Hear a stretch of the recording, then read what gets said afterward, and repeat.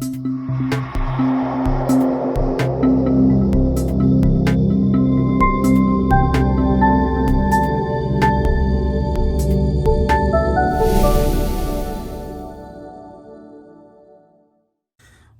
meu nome é Hidalgo Matos e esse é O Juridiquês por Trás da Medicina, nosso programa onde tratamos de assuntos médicos ligados à área do direito.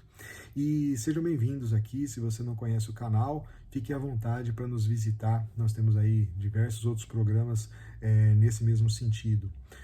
Hoje, nesse programa, eu gostaria de falar de uma decisão judicial proferida na 20ª Vara Federal do Distrito Federal, que autorizou um grupo de médicos a divulgarem o seu diploma de pós-graduação em determinada área da medicina, uma coisa que sutilmente, na minha opinião, é vedado por diversas resoluções do Conselho Federal de Medicina. Então, essa decisão liberaria este grupo de médicos, tá? Essa associação, de fazer a divulgação dos seus diplomas de pós-graduação, fazer publicidade disso, né? E é isso que eu queria comentar aqui um pouquinho com vocês. Vamos lá? Então, antes de mais nada, eu queria falar sobre o número do processo para vocês conferirem aí com vocês. É o processo 102.634/2020.4.01.3400. Se você jogar esse número lá no Google, colocar 20ª Vara Federal, vocês vão ver essa decisão aí na íntegra. Basicamente, o que ela fala? Essa associação ela entrou com uma ação civil pública contra o Conselho Federal de Medicina, falando que é um abuso do poder regulamentar da profissão impedir que médicos que possuem o título de pós-graduados em determinada área do conhecimento de divulgar os seus diplomas. Tá? Existem aí diversas resoluções que falam do impedimento de divulgação. Eu acho que, inclusive, tem alguma coisa de discussão nisso, mas são resoluções já que estão há algum tempo em vigência no mundo jurídico aqui da medicina, né? E aí se conseguiu, em sede de liminar, essa autorização desse grupo de médicos. Então não vale para todos os médicos pós-graduados, somente aqueles que propuseram essa ação civil pública. Tá? Antes de mais nada, eu queria falar um pouquinho sobre a lei que autoriza, né, o que cria o Conselho Federal de Medicina e que dá poderes aos conselhos, regulamenta a medicina, melhor falando, né, que é a Lei 3.268 de 1957, que no artigo 17 diz assim: os médicos só poderão exercer legalmente a medicina em qualquer dos seus ramos ou especialidades após o prévio registro de seus títulos, diplomas, certificados ou cartas no Ministério da Educação e Cultura e de sua inscrição no Conselho Regional de Medicina, sob cuja jurisdição se achar o local de sua atividade. Ou seja, o médico, para ser médico, ele precisa pegar o diploma dele de medicina e registrar no Conselho Federal de Medicina. Tá, basicamente, esse é o pré-requisito de ser médico. Mas, se os seus diplomas são reconhecidos pelo Ministério da Educação, qual é o problema de fazer a divulgação deles? Tá? Então, se propôs essa ação e em sede liminar, ou seja, essa decisão ainda cabe recurso, tanto um recurso de matéria preliminar, né, ainda não de mérito, mas também em razão de revisão na superior instância, se for julgado o mérito dessa questão. Tá? Vamos lá. O que acontece na prática? O Conselho Federal de Medicina, ele deu poderes às sociedades e especialidades, né, e também alguns, e aí o Ministério da Educação também deu poderes para algumas instituições de saúde para abrigar programas de residência médica ou certificações de especialidade em determinada área médica, né? Então, por exemplo, se você quer fazer uma residência médica em pediatria, você, médico egresso, vai fazer uma prova em determinada instituição, vai fazer, e se passar por essa prova, você vai fazer o tempo regulamentar lá do programa de residência médica em pediatria, e depois dessa carga horária, provas e tudo mais, você vai ter o seu grau de especialidade, vai pegar o seu diploma e vai lá no seu conselho regional, onde você está inscrito, e faz a inscrição, e você é especialista. Você vai ter lá um RQE, né, falando que você é especialista em pediatria. Se você quiser fazer uma subespecialidade dentro da pediatria, você vai fazer a mesma coisa, passa por uma prova em determinada instituição de ensino, cursa lá a residência, e ao final você tem lá o seu diploma e vai fazer um novo RQE, né, falando que você tem uma subespecialidade na pediatria, né, um exemplo que eu peguei aqui, tá?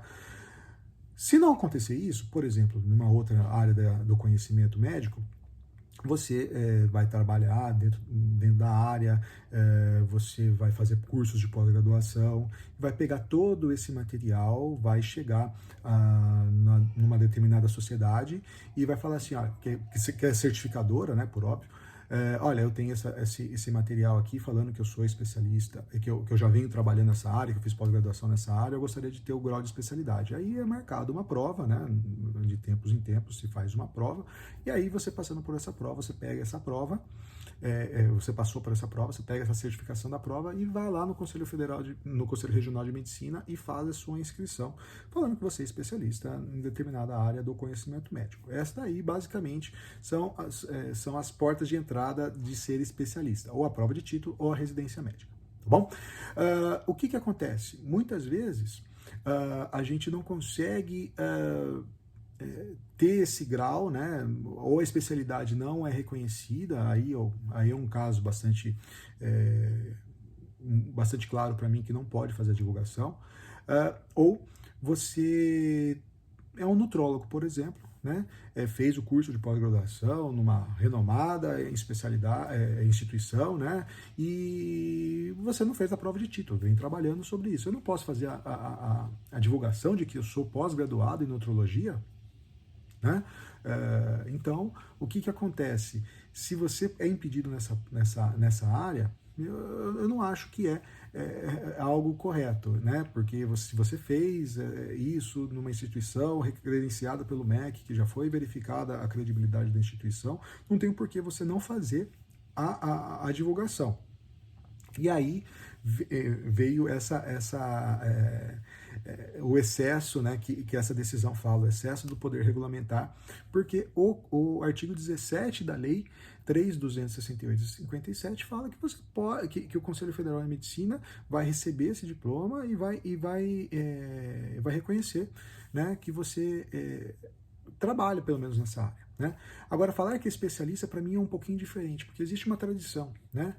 Uma tradição nesses dois mecanismos aí, né? Tanto a residência médica quanto a se fazer a prova de título, para você ser especialista, ou seja, você pode divulgar que você tem o diploma, né, de determinada área de especialidade médica, mas falar que você é especialista eu acho que já é uma forçação de barra, na minha opinião, como jurista. Ou seja, você fez a pós-graduação em nutrologia, estou usando isso daqui como exemplo, tá? Se você fez essa especialidade, cursou essa especialidade da área do conhecimento da medicina, você pode colocar lá no seu cartão que você é pós-graduado em nutrologia, mas falar que é especialista em nutrologia eu acho que é um pouco de forçação de barra. Por quê? Porque existe uma tradição dentro do ensino médico aqui no Brasil de ser especialista dessas duas áreas. Então, assim, você pode divulgar que você trabalha com nutrologia. Se você é pediatra, né, se você está pediatra e quiser trabalhar com psiquiatria, entendeu? Você pode fazer isso, porque você é livre. Agora, você vai responder pelos seus atos por conta disso. Então, como o médico, ele é médico, ele não é médico tal coisa, né? Ele pode trabalhar em todas as áreas do conhecimento médico, lógico que com responsabilidade, né? Não tem o porquê você tolher o direito do médico de divulgar que ele trabalha em determinada área do conhecimento. né? Inclusive, isso daí seria negar a ciência. Se o cara realmente tem conhecimento técnico de trabalhar em determinada área do conhecimento, por que ele não pode divulgar? Né? Aí a gente tem diversas situações ligadas ao direito constitucional, né, que fala que você tem o direito de trabalhar naquilo que você quer. Então, tudo bem? Então, essa decisão é importante por quê? Porque ela vai provocar o Conselho Federal de Medicina em algum momento de regulamentar essa alteração de entendimento, se isso for realmente